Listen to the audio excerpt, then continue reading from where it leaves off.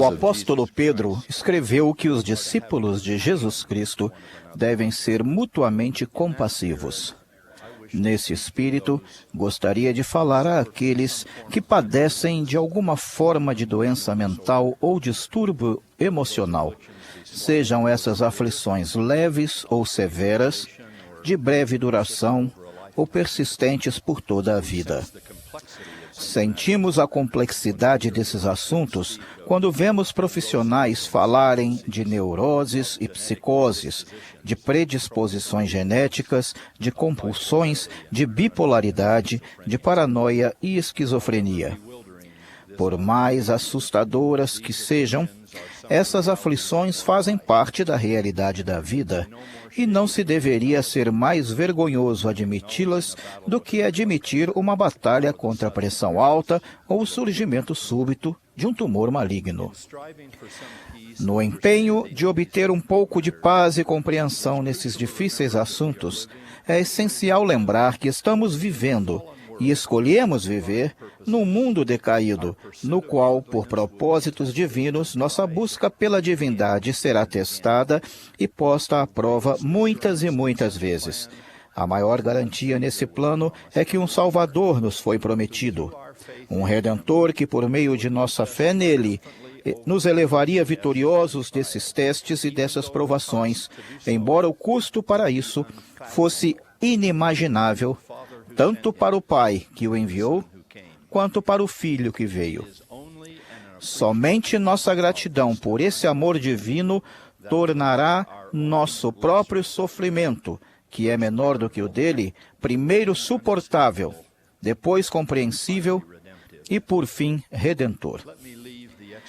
Deixo agora as doenças assustadoras que mencionei e me concentro no transtorno depressivo maior, ou como é mais comumente conhecido, depressão. Quando falo disso, não me refiro a um dia ruim, ao prazo final do imposto de renda, ou outros momentos desanimadores que todos temos. Todos enfrentamos ansiedade ou desânimo de tempos em tempos. O livro de Mormon diz que Amon e seus irmãos ficaram deprimidos numa época muito difícil, e muitos de nós também podemos ficar. Mas estou falando hoje de algo muito mais sério, uma aflição tão severa que restringe significativamente a capacidade de uma pessoa funcionar plenamente. Um abismo tão profundo na mente que ninguém pode sugerir de modo responsável que ele sem dúvida desapareceria se as vítimas simplesmente endireitassem os ombros e pensassem de modo positivo. Embora eu seja um vigoroso defensor de ombros firmes e pensamento positivo. Não, essa escuridão da mente e do espírito é mais do que simples desânimo. Vi isso acontecer a um homem absolutamente angelical, quando sua amada esposa, com quem estivera casado por 50 anos, faleceu. Vi isso acontecer a mães jovens eufemisticamente rotuladas de portadoras de depressão pós-parto.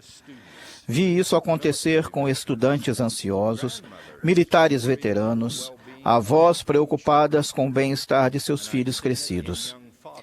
E já vi isso acontecer com jovens pais tentando prover o sustento de suas famílias.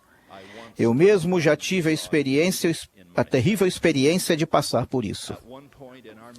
Numa certa época de nossa vida de casados, quando os temores financeiros colidiram com um cansaço fatigante, o impacto psíquico que senti foi tão inesperado quanto real. Com a graça de Deus e o amor de minha família, continuei ativo e trabalhando. Mas mesmo depois de todos esses anos, continuo a ter uma grande compaixão por outros que se veem afligidos de modo mais crônico ou profundo com tamanha tristeza como eu fui.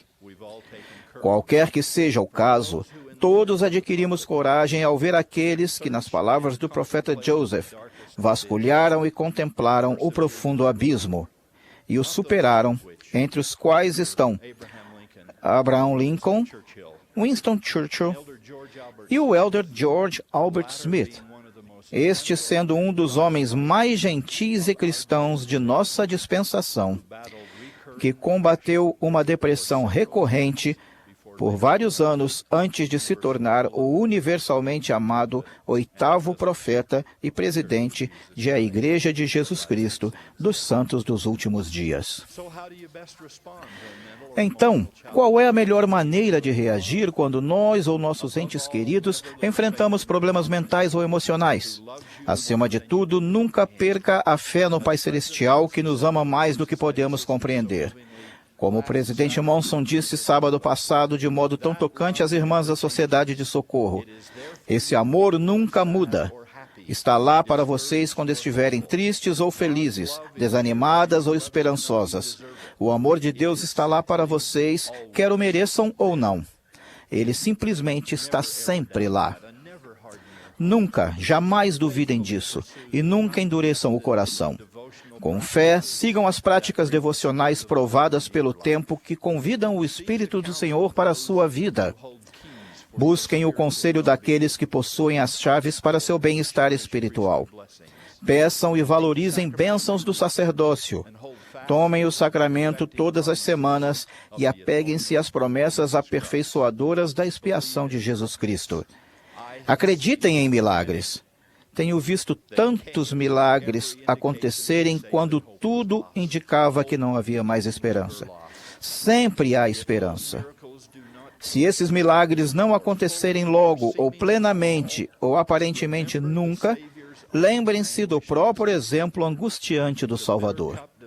Se a taça não passar, beba-a e seja forte, confiando que dias melhores virão.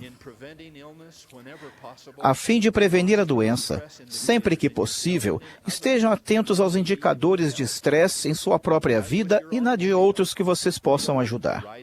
Assim como fazemos com um carro, estejam alertas à elevação de temperatura, ao excesso de velocidade e ao baixo nível de combustível no tanque. Quando enfrentarem uma depressão por exaustão, façam os ajustes necessários. A fadiga é nosso inimigo comum. Portanto, diminuam o ritmo, revigorem-se e reabasteçam. Os médicos nos garantem que se não reservarmos um tempo para nos sentirmos bem, sem dúvida depois teremos que despender tempo passando mal. Se as coisas continuarem a ser debilitantes, procurem o conselho de pessoas de confiança, com formação profissional comprovada, competência e bons valores. Sejam honestos com eles sobre sua história e suas dificuldades. Em espírito de oração e de um modo responsável, pondere o conselho deles e as soluções que receitarem. Se vocês tiverem apendicite, Deus espera que procurem uma bênção do sacerdócio e também o melhor atendimento médico disponível. O mesmo se dá com os distúrbios emocionais. Nosso Pai Celestial espera que usemos todos os maravilhosos dons que Ele concedeu nessa maravilhosa dispensação. Se vocês forem a pessoa aflita ou o cuidador dela, procurem não se sobrecarregar com o tamanho da tarefa. Não tenham a pretensão de consertar todas as coisas. Consertem o que puder. Se suas vitórias forem pequenas, fiquem gratos por elas e sejam pacientes. Dezenas de vezes nas Escrituras, o Senhor ordena alguém a aquietar-se e a esperar. A perseverança paciente em algumas coisas faz parte de nossa educação mortal. Para aqueles que cuidam de outros, em seu delicado empenho de ajudar alguém a recuperar a saúde, não destruam a sua própria. Sejam sábios em todas as coisas. Não corram mais rápido do que as suas forças permitam. Além do que vocês forem ou não capazes de prover, ofereçam suas orações e seu amor não fingido. A caridade é sofredora, é benigna. Ela tudo sofre, tudo espera, tudo suporta. A caridade nunca falha. Lembremos também que ao longo de toda doença ou problema difícil, ainda há muitas coisas na vida pelas quais podemos ter esperança e gratidão. Somos infinitamente mais do que nossas limitações e aflições. Stephanie Clark Nielsen e sua família têm sido nossos amigos por mais de 30 anos. No dia 16 de agosto de 2008, o avião em que estavam Stephanie e seu marido Christian caiu e incendiou-se de forma tão devastadora que os familiares de Stephanie só foram capazes de identificá-la pelo esmalte das unhas dos pés. Quase não havia esperança de que ela sobrevivesse. Após 5 meses de coma profundo, ela acordou e pôde ver a si mesma. A isso sobreveio uma depressão horrível e devastadora. Com 4 filhos menores de 7 anos, Stephanie não queria que eles a vissem novamente. Ela sentia que seria melhor não continuar a viver. Eu pensava que seria mais fácil, disse-me ela certa vez, se eles simplesmente se esquecessem de mim e eu sutilmente saísse da vida deles.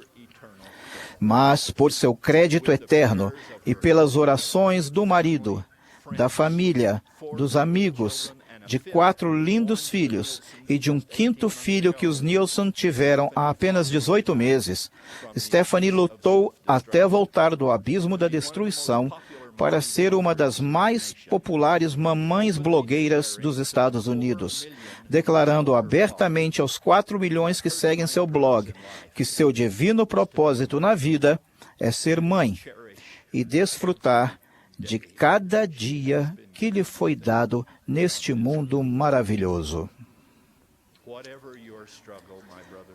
Não importa qual seja a sua provação, irmãos ou irmãs, mental, emocional, física ou outra qualquer, não tentem dar cabo ao precioso dom que receberam, sua vida.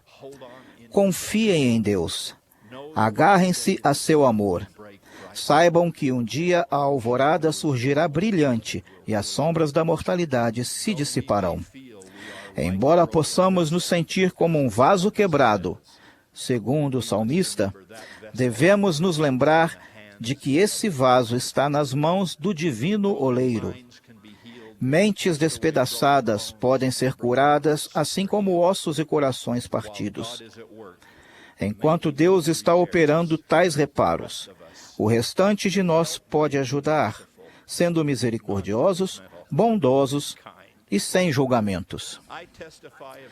Presto testemunho da Santa Ressurreição, aquela pedra angular inefável que é a dádiva da expiação do Senhor Jesus Cristo.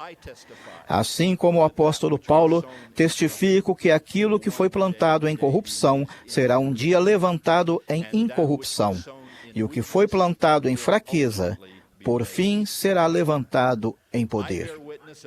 Presto testemunho do dia em que nossos entes queridos, que sabemos que tiveram deficiências na mortalidade, se erguerão diante de nós, glorificados e grandiosos, admiravelmente perfeitos em corpo e em mente.